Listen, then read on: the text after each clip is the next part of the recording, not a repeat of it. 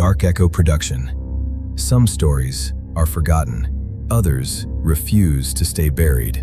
Blackwater Lake, Episode 4, The Forgotten Prayer. Darkness. Complete darkness. No one moved. No one breathed. The woman's voice still echoed inside the church. "You finally came back." The old man's lantern lay on the stone floor. Its flame had died. Tyler reached into his pocket, his phone. The flashlight flickered on. A narrow beam cut through the darkness. Dust floated through the cold air. The stone staircase was empty. The white eyes were gone. The voice had disappeared. Only silence remained. No, not silence. Breathing. Very slow breathing. Not beside them, below them. Deep beneath the church. Alyssa felt her stomach tighten. "Did you hear that?" Nobody answered, because they had. The old man picked up the lantern.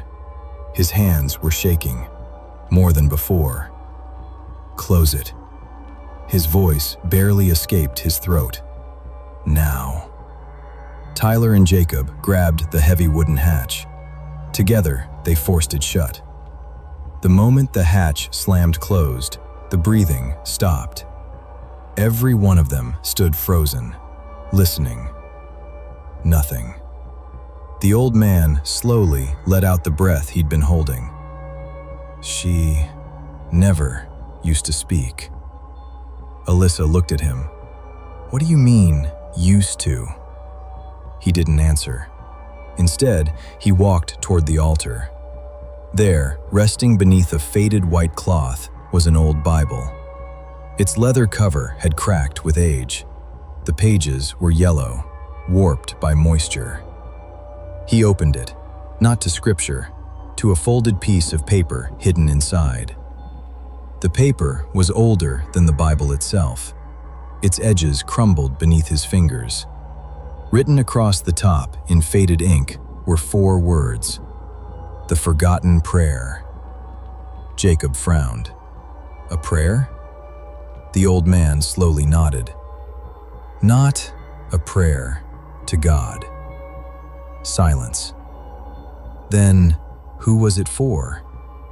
The old man's eyes never left the page. It was written for her. Nobody moved. Mia whispered, "Who wrote it?" The old man turned to the final line. His face lost what little color remained. Very quietly, he answered, "The first person she ever let go." Outside, the church bell rang. Once. The group looked up. The old man didn't. His eyes remained fixed on the paper. "That bell hasn't rung in 40 years. Then it rang again. Once.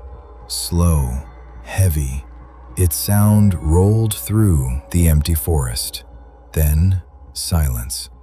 The old man closed the Bible, not forcefully, almost with respect, as though he were afraid the pages might hear him. Tyler looked toward the bell tower. "I don't understand. I thought you said nobody had been here for years." The old man nodded. "They haven't."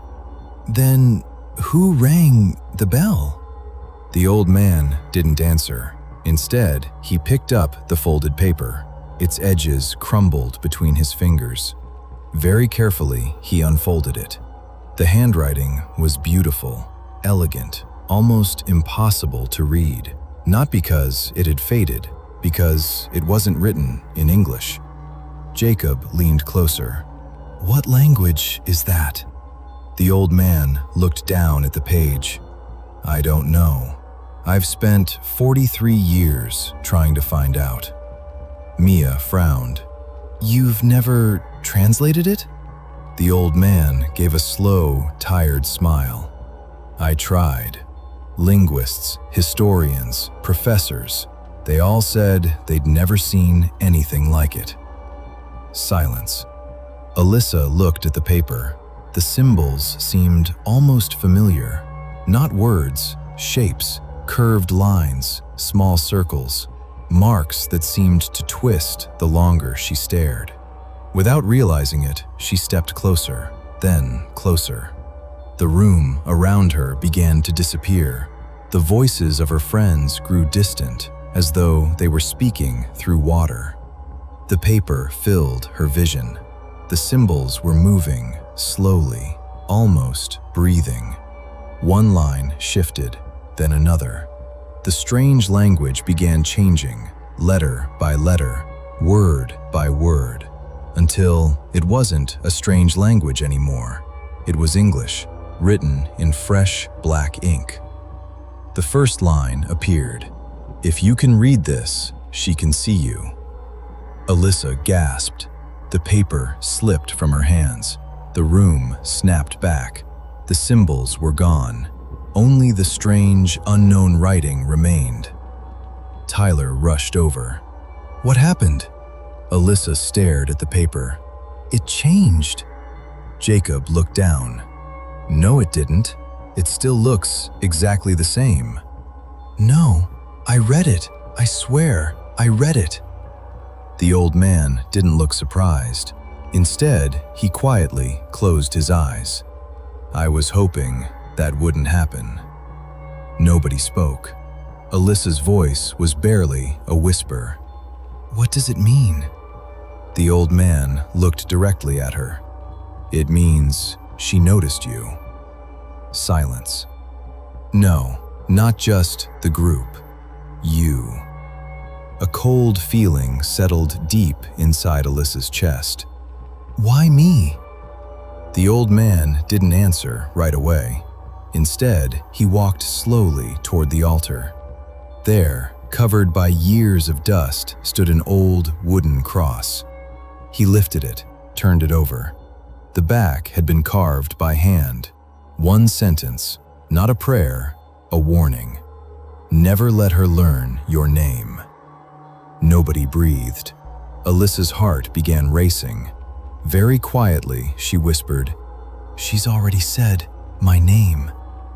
The old man closed his eyes. For a long, painful moment, he said nothing. When he finally spoke, his voice had changed.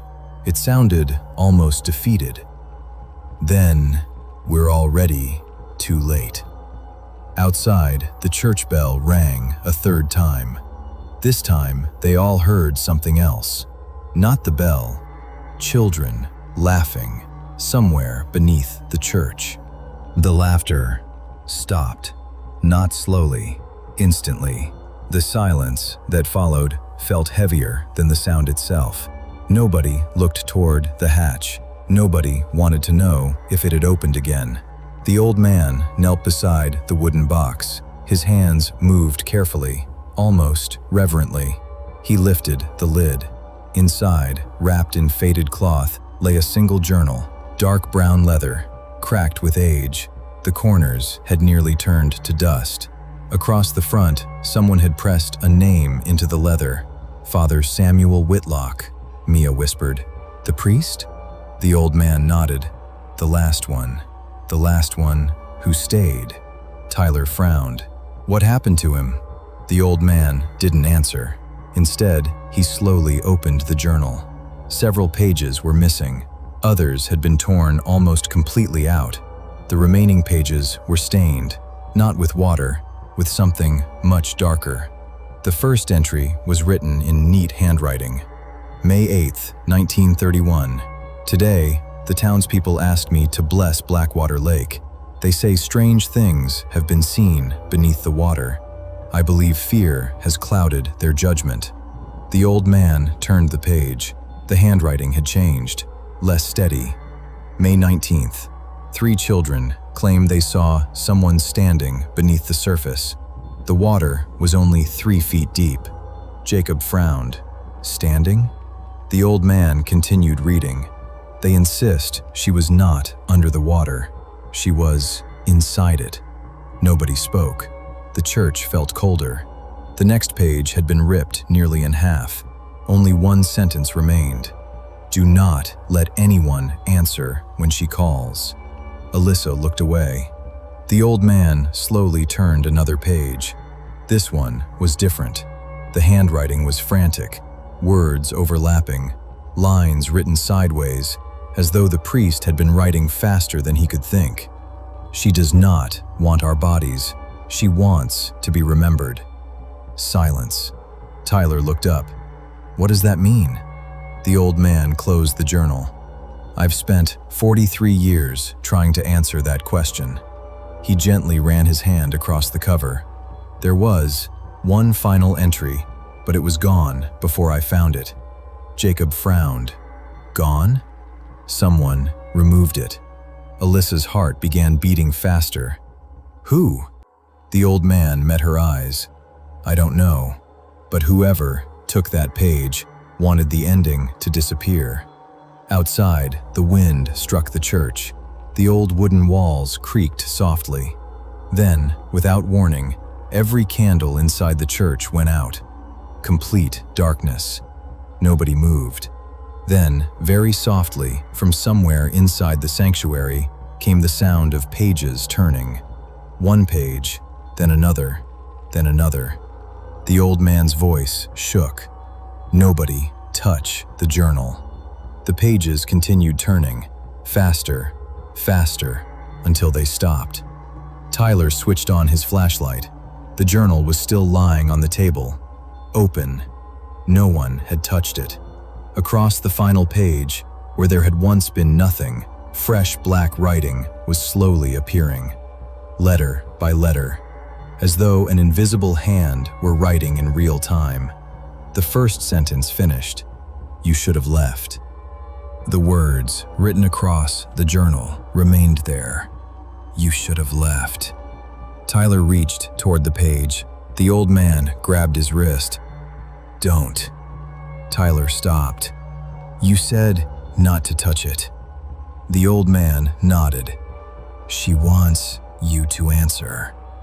Silence. Jacob frowned. Answer? The journal is talking. It always starts with words. Then it wants yours. A cold breeze moved through the church. Nobody had opened a door. Nobody had opened a window.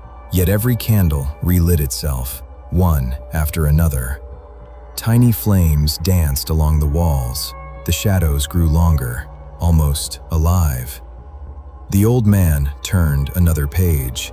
There, pressed between the brittle paper, was a photograph, black and white, faded, taken inside this very church. A wedding. The bride stood smiling. The groom held her hand. The priest stood between them. The pews were filled.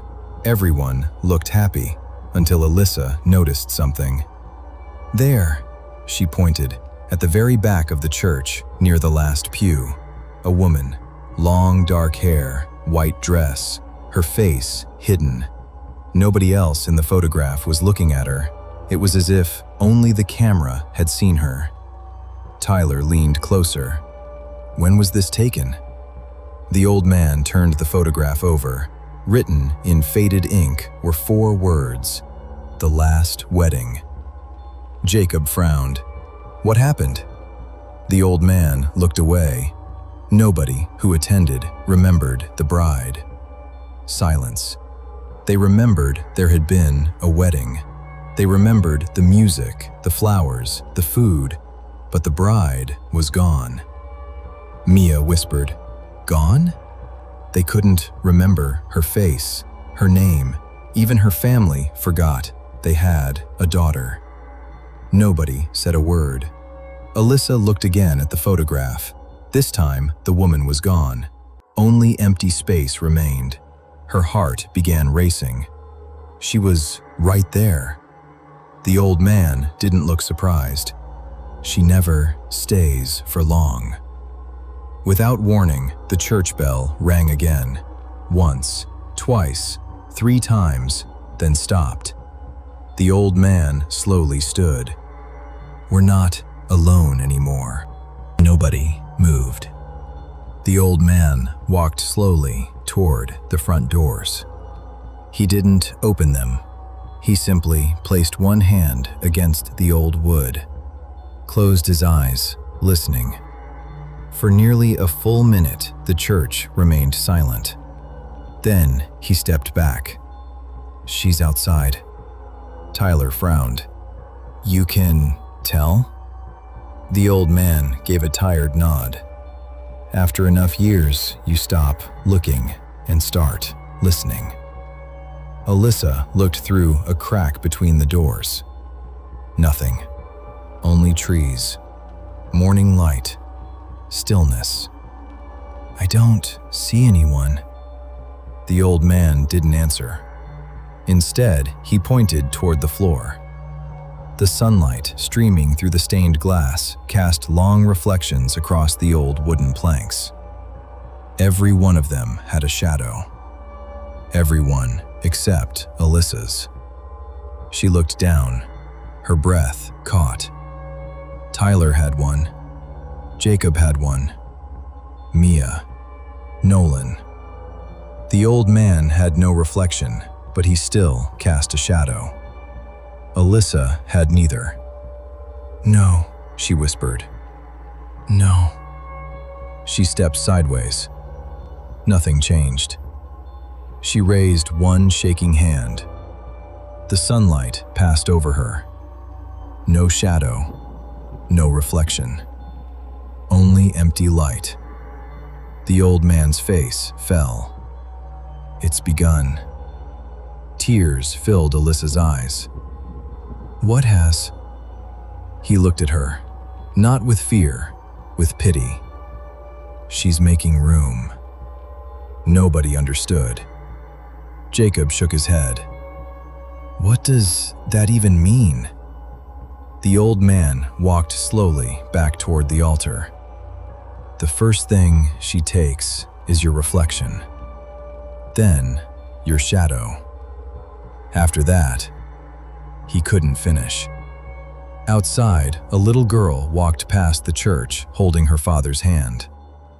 She suddenly stopped, looked directly through the church window at Alyssa, then smiled. Not like a little girl, like someone much older. She lifted one finger and slowly pointed toward the hatch beneath the altar. Her father gently pulled her along. She never looked away. Only after they disappeared into the trees did Alyssa find her voice.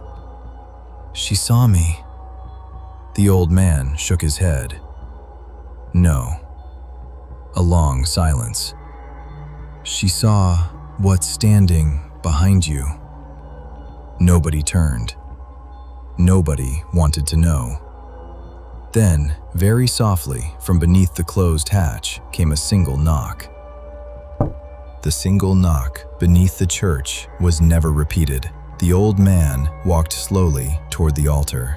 He knelt, pressed one hand against the old wooden hatch, closed his eyes. After several long moments, he stood again. "She's waiting." Tyler looked toward the floor. "For what?" The old man didn't answer. Instead, he looked at Alyssa. "Come here." She hesitated, then slowly walked to the altar. The old man picked up the old Bible, turned to the very last page. Most of it had been torn away. Only a single paragraph remained. The ink had faded almost completely. He handed it to Alyssa. "Read it." She looked down. This time, the strange symbols didn't change. They remained impossible to understand.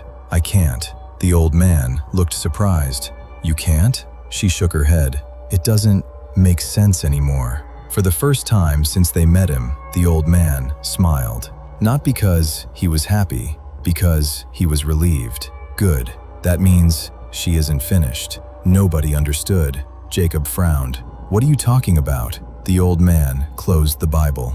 "When the writing stops changing, she stops looking." Silence. "And when she stops looking, she starts remembering." A cold wind swept through the church. Every candle went out. Again, darkness. Only daylight filtered through the painted church windows. Mia suddenly grabbed Tyler's arm. "Look," everyone turned.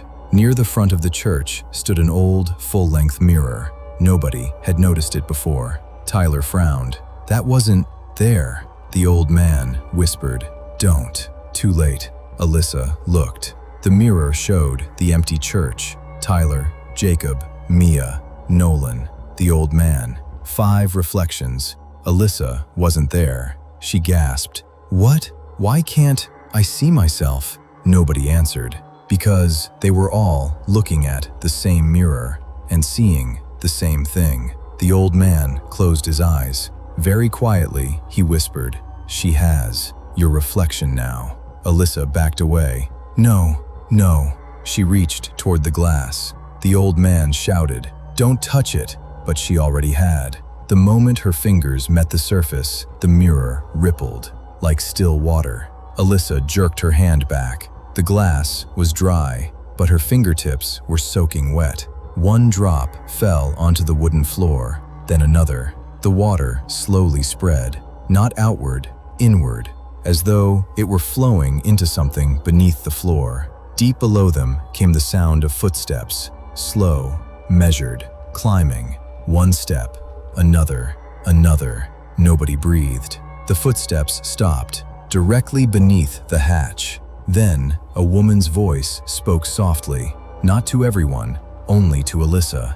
"I remember your face now." Complete silence. The old man's shoulders slumped. He never looked at Alyssa. He simply whispered, "We're too late." The lantern extinguished itself. The church fell into darkness.